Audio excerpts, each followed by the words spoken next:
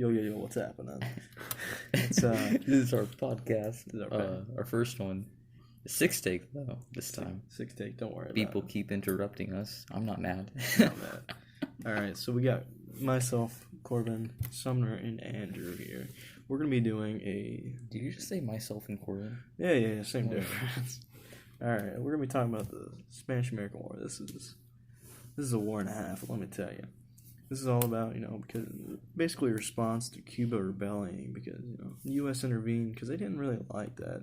Also, their ship kind of exploded. It's free land too. Yeah, they wanted free land. They want that land. They want that gain.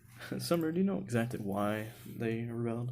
Well, they've been doing it for like a good 10 years. It was called the Cuban Independence Movement, the national uprising in Cuba against Spanish rule. Basically, it culminated in the U.S. intervention that ended the Spanish colonial presence in the Americas. Basically, they were treated like crap and they wanted independence. Yeah, because, they didn't like dealing with Spain, down the neck. But it started in 1868 and then finally ended in 1878. That's because Cuba's like, ah. America's like, yeah. Yeah, so America, they didn't really care for Spain as much as they did. They kind of wanted sort of little trade opportunities and some land. But once, a mere incident of the USS Maine explosion, they got a little scary. Now with that came these yellow journalisms, we call them. They're these people that wanted to, really put emphasis on what happened. They wanted to put opinions over facts to try to influence the Americans into war. Because, it didn't really happen. Because they didn't really, they're like, should we go? Should we not? Was it them? Was it not? They got really scared. Yeah. So, with this came the DeLome letter, because, one of the Spanish people. The DeLome letters are honestly have to be my favorite thing. Gotta say, my man. Since you're so enthusiastic, tell them. Oh, tell me. Okay. Well, in December of 1897, don't know how to pronounce that part of his name, Dupuy de Lome wrote a letter to one of his fellow diplomats living in Cuba. The letter was actually intercepted by a group of Cuban rebels. And what they did, they forwarded it to the United States. And basically, the person he was talking crap about, aka the U.S. president of the time. Yeah, President McKinley. You can't forget about him. What it was not only did it get sent to the person he was talking crap about, it was actually posted all around the world. And this is actually part of it. Yeah. The worst insult to the United States in history is how it starts off. And it said, DeLome described McKinley as a weak president who only acted based on what America thought of him. Yeah, that's them trying to make sure that they want to push war towards the U.S. Mm-hmm. And they thought, we like them. Yeah, create more conflict between, Speaking of conflicts with the U.S., the USS Maine was the big one. We kind of skimmed over a little bit. Andrew, you got any information on the USS Maine? Well, the USS Maine was an exploded ship that killed around 260 people. There were pretty sure there was 400 crew members aboard. God, can't imagine that. The ship was pretty big too. It was 6,000 tons, and it cost over $2 million. God, man, imagine that just down. How much was $2 million back then? That's too much money. Too much. $2 million is like nothing today. Yeah, I would take it. I wouldn't mind. Yeah. I mean, the government would take half of it, but it's fine. You gotta do what you gotta do. The U.S. was like, you know what? The only way that Cuba would be happy with the U.S. helping them, because they were afraid the U.S. was going to take the land, but they had to use what's we now known as the Teller Amendment, which was their way of saying, we'll not annex you, but we'll really help you out, because you look like you're in some dire need. The entire actual thing of the Spanish-American War was spent about $250 million-ish of troops and equipment. And they had about 3,000 lives lost, but most of them were disease. There's about 379 actual deaths in the battle. But we want to talk about some actual people that came through, Commodore Dewey. He was a admiral of the U.S. Navy. I think that was a term that he was the first people to use it. or I think that's the only time they used it. It was a very rare thing. But he did the victory of the Battle of the Manila Bay, which I believe that was during the Philippine times, but that was after the American-Spanish War, because America quickly swept that under the rug after they destroyed the Spanish people. Do you do a Fortnite dance after you won? No. No, they didn't do that back then. No. You sure? They didn't do any kind of dance. No, Sumner. No, my bad. My bad. Yeah, many people spoke out against the Philippine War. That was right after the Spanish War. Because right after the Spanish War, they got Puerto Rico and Guam. But I think the U.S. also wanted Philippines.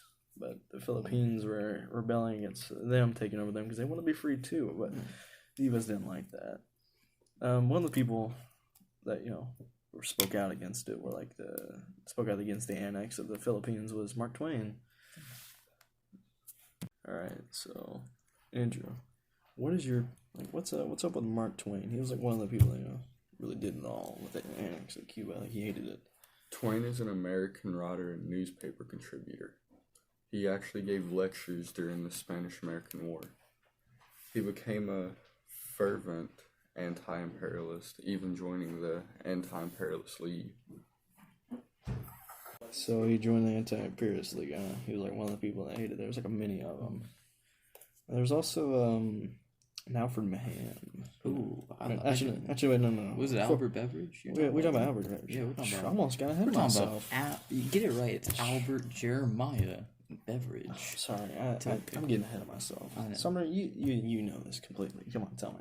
Totally. Ish. Either way, he was an American historian and a U.S. senator from India, so he was the dude basically. Yeah. He was an intellectual leader of the progressive era, which we did talk about. Hi, Mr. Riggins, a little throwback to you. Just put that out there. Era and biographer of Chief Justice John Marshall, who I have no idea who that is, but he sounds cool. Wish my name was John. And President Abraham Lincoln. So he worked with them? Yeah. It must be important. Yeah. Didn't he also try to justify the U.S. line, the go against war? Try to get but I don't know too much about that. Yeah, well, I mean, he tried to justify. He tried. He tried to justify. That's I mean, it worked. He didn't do it himself, but it worked. He also tried to say, hey, we can work with trade if you take these lands. I mean, but you were talking about earlier about Alfred too. I almost got ahead of myself. Now we're gonna talk about here him. we go. Yeah, about Basically, Congress in 1859 and fought in Civil War beginning in 1861. Although he retired in 1896, he was called back up in active duty. So this is just an old man. He's just wearing a diaper, but he's still cool. But he took up the duty of the Spanish-American War and was elevated to rank of Rear Admiral in 1906. Isn't that like a high thing? So he's basically on the battlefield with his cane. I'm pretty sure he also wanted to make sure that the U.S. can show the power of the Navy. He believed that having a strong Navy was one of the leading factors that helped country win wars. That's probably why he got put up to Rear Admiral. With all this talk about war, we need to know what. I don't think we mentioned about the Platt Amendment. We mentioned did we mention another amendment? The Tiller Amendment, but we didn't talk about the Platt Amendment. Yeah. Do you know about that, Andrew? Well, the Platt Amendment was basically the withdrawal of troops out of Cuba. Yeah, it was one that the Tiller Amendment was they didn't want to annex them, but they also wanted the Platt Amendment to say, hey, we'll back you out once we're done. The Philippine War was not really good. The Philippine War was right after the Spanish War, but the Americans basically went through and to take out all the insurgency, they had to burn down villages. It was a very terrible time because they didn't know who was who, and so they just went then to take over the land. But other than that, it's pretty much it for the Philippine War. There was many other conflicts with it, but they just wanted that land, and the Philippines wouldn't give it up, so the U.S. went through and burned them all and slaughtered the people to take the land. Folks, good old America. I think that's about it for the Spanish-American War and Philippine War. Pretty much. There's not much. There's sounds about light. There's a lot of work, a lot of work there. But that's all. Anything else to mention? In case we glossed over anything. I want to talk a bit more about the yellow journalism. We kind of skipped over that just a bit. I'm not too good at that. Well, it came early in 1898. It was basically just almost like propaganda, but they got influence, like they got inspiration from actually like real reasons. Like basically, they gave them a lot of reasons to write about them, and it's made a spark of rebellionism, and it actually really helped let out the outbreak of war. I mean, yeah, because they were like really into it. Oh, yeah. Did we mention about Theodore Roosevelt in the Philippine War? Because we talked about. Can I talk about one of the statements? My bad. I'm so sorry. Yeah, don't just stop me right there. I was making sure we got every base covered. I'm trying to go over. You do you. I'm sorry. And after this, you can talk about whatever Roosevelt did. What did that guy do? He helped in the Philippine War. He was like one. He made football. Actually, I can't. So He's sorry. pretty cool, yeah. Continue. Yeah, that's the most important thing about it. Either way, the quotement states was, "You furnish the pictures, I'll provide the war." Basically, what he meant was, you keep messing up, I'll keep writing about it, and I'll keep sparking the inspiration of Americans. Yeah, because they're like, oh, well, if We don't like that. We don't like that at all. Yeah, take your land, burn your village, free the Cubans.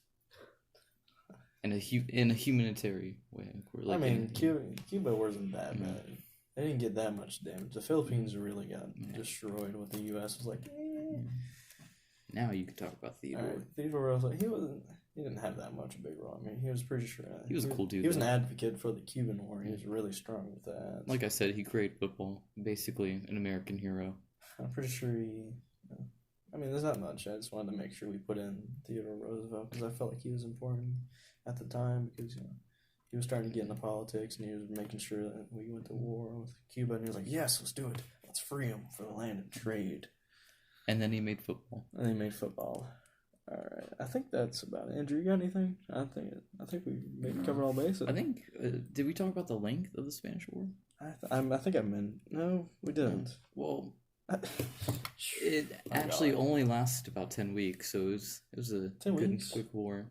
However, the war had far-reaching effects for both United States and Spain. The conflict had complex beginnings by the 1890s, pretty sure, and Cuba had unsuccessfully battled Spain for independence for many years, which was an unsuccessful 10-year war. Okay, so that's what happened with that. There we go. Yeah, because I mentioned, the cost was about, $250 million with all the equipment and 3,000 lives, but I guess that makes sense because it wasn't really that long. All right, so you want to talk about anything else? Like, we still got some time. You want to talk about, what would you do? Change that war any way to make it better? Change that war, or just do something you want to do. You know what? I don't know what I would do. Let's say you're high power. I don't think with the Cuba War. I think we did pretty good. No, we acted with force against the USS Maine explosion, but the Philippine War, we could have been a little bit more softer. Yeah, we could have been a little bit less savage, but yeah, because we burned down villages left and right. America, because they didn't want any insurgents to be around. America either just goes in hard or nothing. I'd probably react more violently towards the Delhomme letter. Yeah, because there was that was some funny stuff right there. Not gonna lie. Yeah, he's like, It's like sending your email to your mom, and be like, "Hey, I'm sneaking out and doing drugs tonight." Yeah, just like tell. You'd be like, "Whoops, that was meant for." Oh, that was meant for the wrong person. That was meant for Kyle. Yeah. So there's not. I mean, I wouldn't change much about the war. I'd be less violent towards the civilians. I guess you don't want to burn down the villages like in the Philippine War. A little cruel. A little cruel. You gotta show your power. That's what. That's what Commodore Dewey did, didn't he? Or no, which one? No, which one was it? No, it was Alfred Mahan. Yeah. No. Andrew, what would you do to change the war? I'd go like Corbin said and just take it a little easy on him. Yeah, I got mixed up with Alfred and Commodore Dewey because they're both an admiral, but at least it was short. Yeah. At least it was. But after the Cubans gained their independence, they didn't actually gain any independence after that. They still had many years of guards just hovering over them. Basically, it felt like a puppet almost with all them troops, and then they gained independence after a couple of years. I mean, that's what the Platt Amendment was for. They're like, if you sign these. I mean, better than them just doing it by themselves, because 10-year unsuccessful war. Just put that out All there. the chaos in Yeah. Cuba, and then the U.S. was like, "Yeah, here, let me do some work." Let me just And then we're like, "Oh," spit on this fight for you. and then they're like, "Fine, we'll do platinum, but you have to make sure you agree to our terms, and we'll withdraw our troops." So, is that it? I think that covers it. Well, that was our 7th recording, Seventh first recording. podcast. I think we did. I think we Yeah, we did we pretty did. good. Yeah, It was, We it was did, most, yeah. it was mostly all improv, really. we have no editing skills.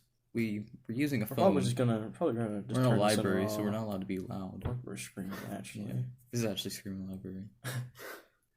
This I don't think we can edit this, but I think that's all, folks. All right. That's Well, all, this was folks. Corbin, Sumner, and Andrew. Any last thought, We're dude? the political machine. That's, Yeah. that's our podcast name. Political machine. I'm Part so one. glad we didn't have to make a song. All right. I'm gonna go ahead and end this up. So, thanks for listening. Now, this is a pleasure talking about the Spanish-American War. It was pretty short, though. I mean, that's why there's like hardly any information. If it was like World War II or World War One, we probably would have had tons of information. Like a 30-minute podcast, but about half 30 minutes would do well. So But this was a 10-week war, so. yeah, it was like nothing. All right. Well, thank you for listening.